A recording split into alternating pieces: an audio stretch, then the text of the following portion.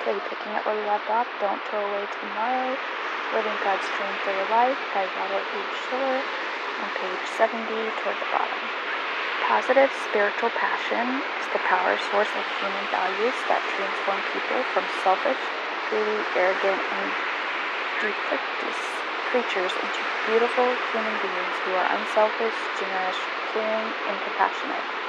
Choose your values carefully.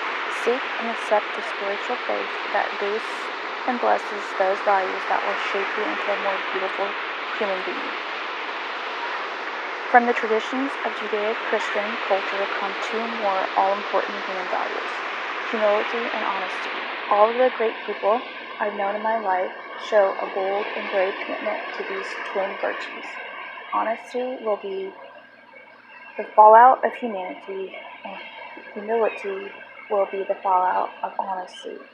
If you are humble, you will dare to say, "I need help. I can't do it alone." If you are honest, you'll be free to accept the help you need. "Thank you. I needed that." Say it even if you have to share the credit. Remember, God can do great things through the person who doesn't care who gets the credit. Honesty and humility will draw support to your side. You can trust Him. Will be the word about you. You can believe in her. Will be the reputation spread about you by those who deal with you. Live to earn respect and trust from those around you. Humility and honesty will deliver that. My father-in-law, Lou DeHaan, was a simple Iowa farmer. One day, his nephew came to call with a specific agenda.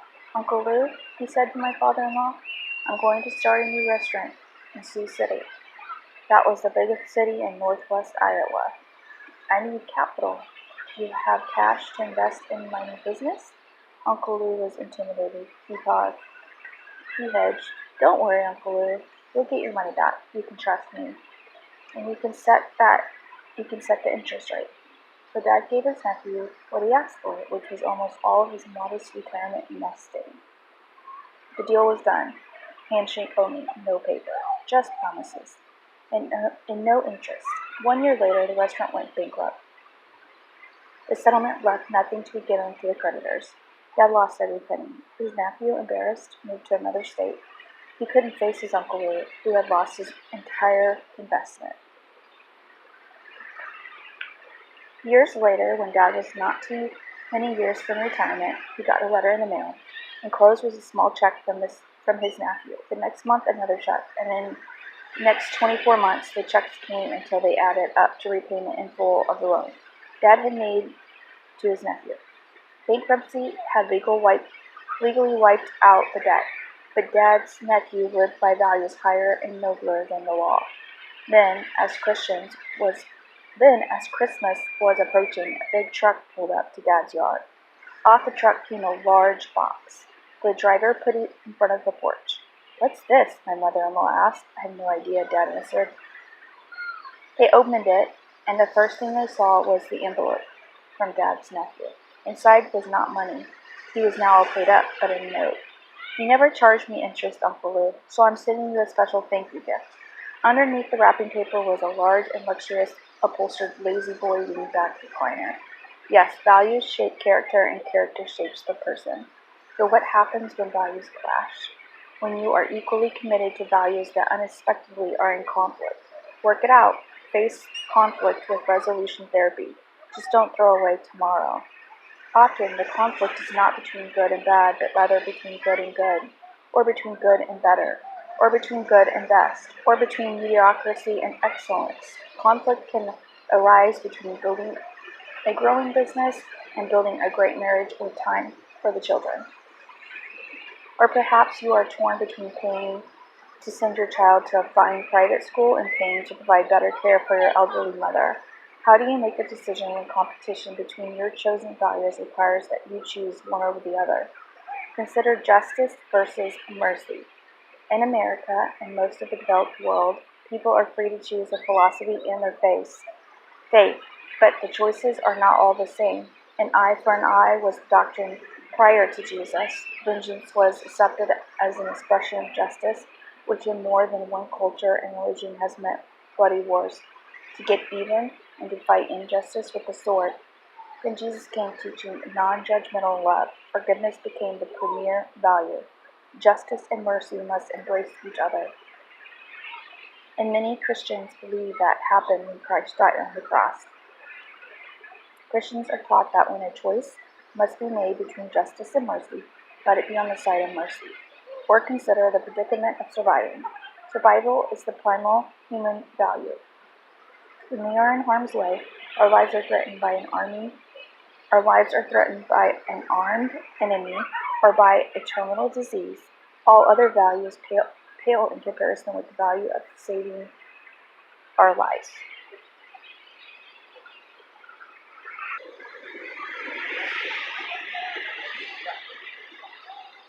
Defense of family and faith should be an important value in everyone's life.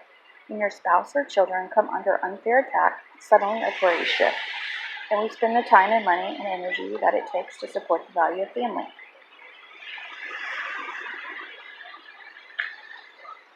Recovery after physical or financial reversals may suddenly become a value of highest significance. Calls this damage control. Retirement was top value until the market collapse of 2002 wiped out the stock of many retired people. For some, recovery meant going back to work. Our daughter Carol lost her leg in a tragic accident. When she was in high school, she was introduced to handicap skiing and was given an opportunity to make the U.S. disabled ski team. Good values conflicted. Stay with school or leave home to go all out for a sport that could put her on her own. We saw her need to develop a strong I can do it character in those early teenage years as all important, so we did not block her leaving high school before she had earned her diploma. She chose to continue her education through correspondence courses. Was it the right decision? Did she go on to set records on the ski slopes, clocked at 70 miles per hour on one ski? This developed a super strong I can do it character and self-confidence, which has led to a super success as an adult. What about ambition, the drive to advance professionally, academically, and financially? As Robert Browning said, a man's reach should exceed his grasp. What's heaven for? But, you may ask, isn't ambition dangerous? It can be, unless you have an ethical, moral, spiritual, and human value system that immunizes you against dishonesty, duplicity, selfishness, greed, or cruel competition. What about contentment? Should this not be a high and holy value? The Apostle Paul extolled this value in these words: I have been honored, I have been dishonored, I have acquired wealth, I have lost money, I have had good health, and I've had problems. I've lived, and I've learned in whatever state I find myself therewith to be content. Philippians 4:11-12. What about happiness? Does money buy happiness? My dear friend, psychology professor Martin Seligman of the University of Pennsylvania and Ed Diener of the University of Illinois Urbana-Champaign did an ambitious analysis of more than 150 studies on wealth and happiness. The analysis showed extra money doesn't buy much extra happiness. That happiness comes from social relationships, enjoyable work, a sense of meaning. Bottom line, money may not buy happiness, but happiness might buy money. Reported by Sharon Bagley, Wall Street Journal, August 13, 2004. You may need to reprioritize or revise your scale of values as you move through the stages of life. This may not be easy. In fact, it can be very painful. Are you 6 years old and in first grade? Are you an adolescent? These phases of life could not be more different. Are you in your early 20s, in your early 30s, in your 40s, facing a midlife crisis, in your 60s, looking at retirement? Are your children gone and scattered? Are you in your 70s with your body changing and your friends passing on? Is the light at the end of the tunnel eternal light? A friend of ours recently gave up her Rolls Royce and her 10,000 square foot mansion to move into a tri-level retirement home where she'll live in a 1,200 square foot apartment. She's suffered a light stroke and can no longer manage a grand lifestyle. If she suffers further damage to her health, she can move into the health care wing of her new home, where she will have medical care available around the clock. Life dictates change, and our priorities must change as well. The wisdom of Ecclesiastes 3 tells us, to everything there is a season, a time for every purpose under heaven, a time to be born, and a time to die, and a time to plant, and a time to pluck what is planted. How would your values and priorities change if you were told you only had 7 days to live? In a recent interview, Mrs. Schuller was surprised by this question. She has been a believer and follower of Jesus Christ all her life, and her faith has shaped and sustained her from a little girl to a grandmother she is today. Smiling broadly with glowing eyes, she spoke words that echoed throughout the studio. Well, I make no changes. I'm so happy with the life I've lived. As my husband always says, so live that when you come to the end of your life, you'll have pride behind you, love around you, and hope ahead of you. Smiling the smile of contentment, she added, there are no regrets. So I would spend the last 7 days of my life saying thank you, thank you, thank you to friends, family, and most of all, Jesus Christ. How do you choose your life values? When the values offered to you in society are confusing and conflicting and riddled with passions, how do you choose? Use both your head and your heart. Start with your head. Be intelligent. Understand that the basic emotional atom from which a happy character is built is self-respect, self-esteem, humble pride. I contend that the most deplorable and destructive emotion is shame, humiliation, dishonor, and disgrace, the exact opposite of pride. No ultimate value surpasses self-respect or self-esteem, so choose values that build healthy self-esteem in yourself and all other human beings. Within this paradigm, prepare to appraise the many contradictory values available to you today in the uncommitted culture around you. Ask these questions. 1. Will the values I choose really help people? Someone wisely said, the greatest need is the need to be needed. The secret of success is to find a need and fill it.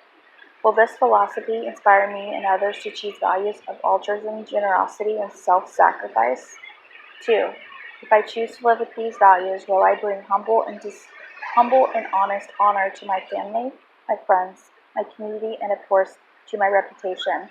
Will the people I care about the most respect me for who I have become and what I have done? And will others whom I respect be attracted to me and enjoy being my friend? Number 4, will these values increase my hope and happiness for tomorrow and my tomorrows to come? I was raised in a farming community made up of stalwart Dutch immigrants. We were all Protestant Christians with a strong belief in God and in the Bible. The values that community were strong and clear. The values of that community were strong and clear. I embraced those transparent values, and they led me to a very fulfilling life. In that culture, in that Bible, I found godliness.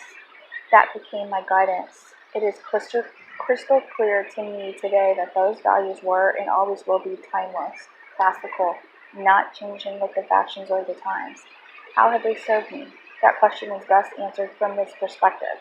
2 years shy of my 18th birthday, in my entire life, my calling to be a minister of religion was challenged only once. When I entered the psychology classroom in Hope College, I wanted to be a preacher because I was called to help human beings become creative, constructive, happy, healthy persons. That was the life I was enjoying, so I had to share it. Like when you hear some exciting music, read a great book, or see a gorgeous view, you want to run to your special friend and enthusiastically unload. Come here, read this, listen to this. My happy, healthy life from the positive values inherent in my positive religious faith. Enter psychology. I began to question my chosen career of being a preacher. Perhaps I could reach more people as a secular psychologist than as a preacher wrapped in a religious image that could turn off agnostics, atheists, secularists, or religious sectarians. I might have made that career switch if I had not learned in class one day. It is unethical for psychologists and psychiatrists to impose their value system on their patients or clients.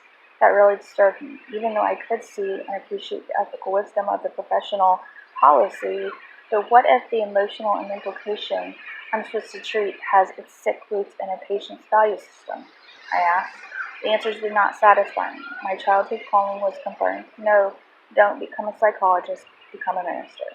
Religious leaders can become counselors with the freedom to analyze value systems of troubled people and share the healthiest value system in which emotional wellness can be realized. A clergy person can counsel the troubled soul to change destructive values with the internal redemptive therapy of a positive faith. So I stayed with my decision to become a preacher, a pastor.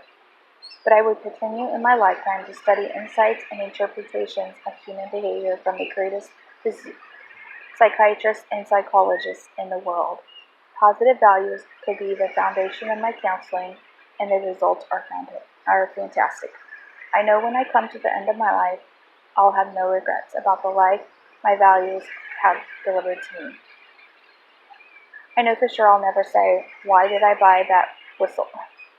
The last word, make a commitment to non-negotiable values to motivate you to say yes to life's positive possibilities and to show you how and when to say no to life's negative temptations and distractions. When you have chosen your values, guard them with all your life. Choose the rules and set the boundaries that will protect and project your values, and they will deliver you to a successful and satisfying tomorrow. Chapter 5. Let your conscience write your rules and set your boundaries. Life without conscience is a river without banks. Good to see you again, Grandpa, Jason, my oldest grandson, said. Jason had just returned from boot camp in the Naval Reserves. The occasion was a family dinner celebrating the birthday of Jason's brother, Chris. We were in the backyard with the aroma of barbecue wafting over us. Then Jason said, "At least here we can talk while we eat." I was puzzled. "What do you mean, Jason?" "Certainly you could talk at mealtime at boot camp." "Oh no," he explained. "The Navy has firm rules, and one of the rules was complete silence at dinner. No talking." I laughed and said, "But what if you wanted someone to pass the salt?" "Oh, we had sign language for everything we needed.